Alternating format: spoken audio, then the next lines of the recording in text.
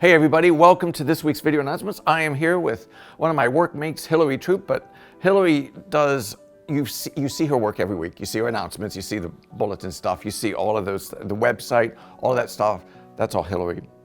But Hillary is even more than that to us here. Hillary and Cody, her husband and her kids, come here to church with us. They worship with us each week.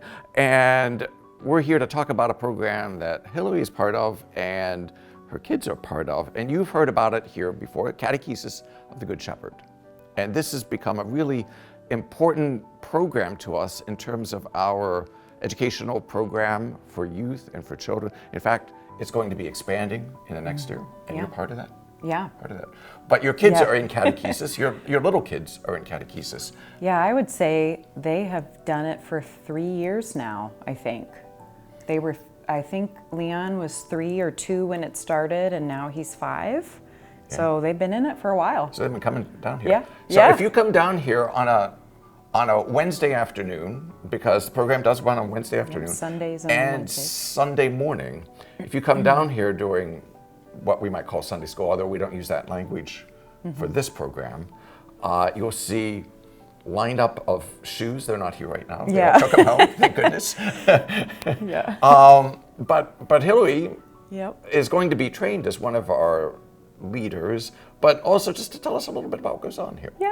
Yeah. So when we come, either Sunday or Wednesdays, the kids come and they put their shoes up and their coats, and we talk about entering this kind of sacred space or this room called the Atrium. So they'll kind of come in, and after they've taken their shoes off, they get to start what we call a work. And all of this is sort of backed in Montessori education.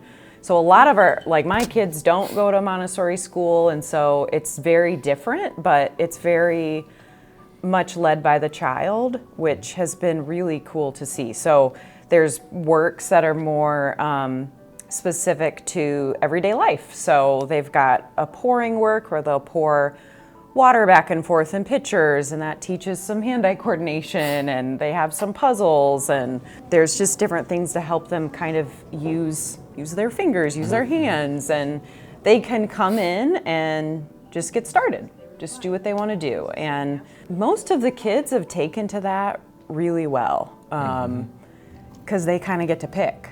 And that's really fun. They're not they don't come right in and be like, all right, go sit down and we're going to do this coloring sheet. It's just, you get to kind of pick. So it's not school.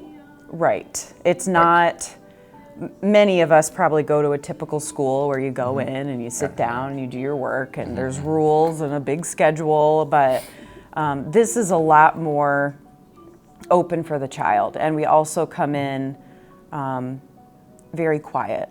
So the kids have to whisper. It's a calm environment. And that just really helps. We say this space is meant to listen for God. So we let them do that. And then once we've kind of had a little bit of time where they get to do their own works and their own things, we'll come to the rug and have a lesson.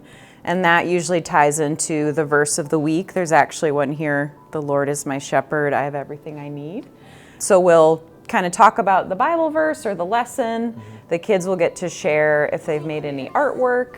And it's just a time to kind of connect together for a few minutes.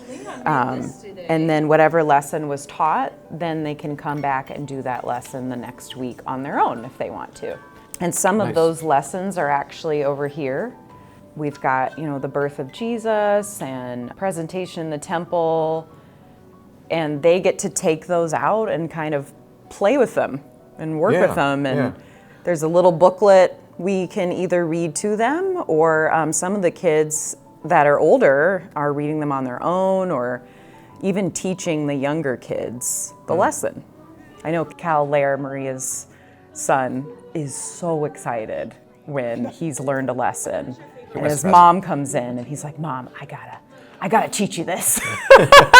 And he'll even correct her, sometimes if she's trying to talk to him, he's like, no, Mom, that's not how it goes. And he'll teach. He's so excited. Yeah. So, and it's very experiential. Yes. The idea is that we experience these stories and these things about God. Yeah, and we sometimes just leave it open-ended. Like, I wonder why the kingdom of God is compared to a mustard seed. I wonder. And then we'll come back and we'll talk about that again. It's not sort of a prescriptive, here's the answer for your faith. It's really open-ended, and it's really cool how the kids go through that thought process kind of on their own with some of that guidance. Yeah. That's been really cool for me to see in Audie and Leon, my kids. So, yeah. So what has their, I mean, Yeah. how does that translate to them coming home and talking about that, or what is it that they get back out of that? Yeah, they're, during school, it's a lot.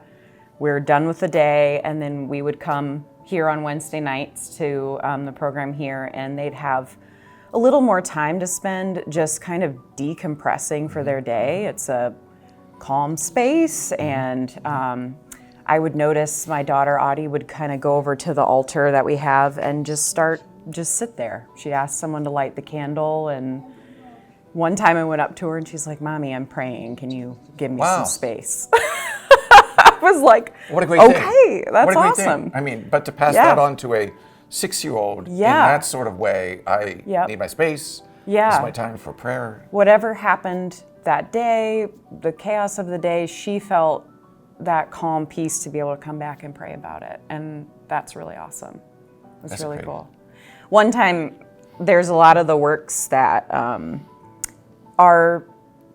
they're not fragile. They're not plastic for kids. They are glass, because we are teaching kids to kind of be careful with those precious things. And so sometimes accidents happen, and we'll break a glass and a kid is panicked, and but one time one of my kids broke one, and we cleaned it up. We had sort of a crying moment, but then sort of just was able to kind of center themselves, be calm, and go pray about what happened, all on their own. It was sort of amazing to see. They messed up, but how that failure kind of turned into their faith. And spirituality. And spirituality, Yeah. So we have some, I mean, in the younger groups, we have some wild kids Yeah. that run around in this place. Yes. I mean, great kids, great families, Yeah. wild kids. But I've heard the stories. I've kind of been back down here, even, children who are high energy kind of kids. You can tell, I mean, that it has this sort of effect on them, that, this sort of depth of spirituality that's drawn back up out of your kids. I mean, you talked about that. Yeah, even just, we teach them this is a space to listen for God, and it kind of, for me, and I know a lot of the other volunteers, is just that space. It feels really calming, and if we truly believe God can talk to us anywhere at any time, Sure. Let's teach our kids that that can happen. So it's been really cool. Yeah, you may know, we have talked about this before, that this is an investment on the part of this whole parish for this program. Both the things that we gather together, it's not an abundance of money, but it's not traditional Sunday school papers. Right. That you buy a stack of papers you give out to kids. I mean, there are a lot of things in here. Yeah, like a little mini altar for kids. And a small aside, that little mini altar came from my last congregation. Okay. Yeah, we used to do this program. Little podium. Yes, a little lectern. So cute. Because I think part of that is that you experience a little bit of what church is. So that when, and I'm sure you've seen that when your kids come to church, they have probably more awareness than most of our members. Yeah. Yeah, and I think it brings what happens up there to the kids down here. Sure. It's not like, oh, well, the pastor gets to do all that stuff. Sure. It really comes alive for them, I think. Yeah. The other thing that you don't know is that Hillary and Grace Allison, and is anybody else going with you? Just us two. The two of you now. are going to spend the whole first week in June in Kalamazoo. Yep. Getting trained for this part that you don't. I mean, I know you volunteered, and you can come and volunteer and be part of it, but to be an instructor actually is an investment of time and resources for the people who are doing this. It is that serious that, you know, what you all do for our smallest children is that serious. It is, yeah. You know, 40 hours of training to just be able to do this program. So yeah, and Grace and I love it so much. Like, it's just been so cool, and so many of the kids graduating out of this program want to move on. They want to go to the Atrium when they get older, and so we want to make that happen. We just all have talked and like, all right, how can we make the Atrium for the older kids happen? Because we love it. Nice. So, and I think that's part of how the whole idea was, how this would grow and then move up through, because you get some people who are committed to it, know what it can do for you. Yeah. But the biggest thing to offer to you, this is not Sunday school the way you probably thought of Sunday school. It is a completely different idea. Yeah, but also accessible. So I want to tell people it's, you know, you don't have to have the level of training.